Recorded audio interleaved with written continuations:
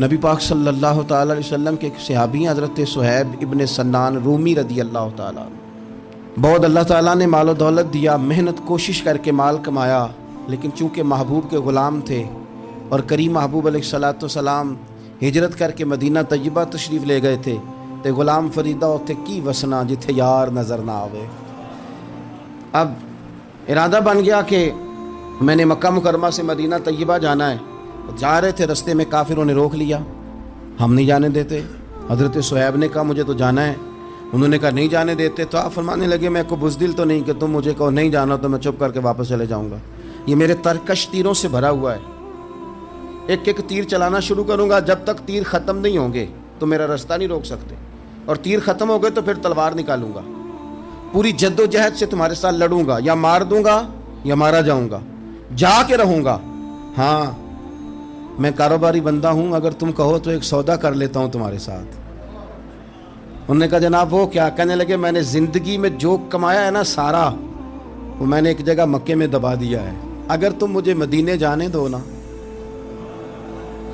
تو وہ سارا مال تمہیں دے دیتا ہوں۔ یہ رستہ تو دیکھیں مدینے کا کتنا مہنگا کر کے خرید رہے ہیں لوگ، اگر جانے دو تو سارا مال تمہارا۔ دنیا دار پجاری زر دے کتیاں دے گل ٹلی نے فوری طور پہ کہا کہ جناب ٹھیک ہے پیسے دے دیں، آپ جائیں، ہمیں کیا لینا دینا، اتنا مال مل رہا ہے۔ آپ نے وہ سارا ہی مال بتا دیا، فلانی جگہ دبایا ہوا ہے، کل زندگی کی جمع پونجی، مہینے کی تنخواہ نہیں، سال بھر کی آمدنی، کل کمائی ساری دے دی،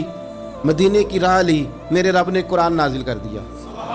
فرمایا اللہ نے سورہ بقرہ کی آیت نمبر 207 میں ارشاد فرمایا وَمِنَ النَّاسِ مَن يَشْرِي نَفْسَهُ ابْتِغَاءَ مَرْضَاتِ اللَّهِ،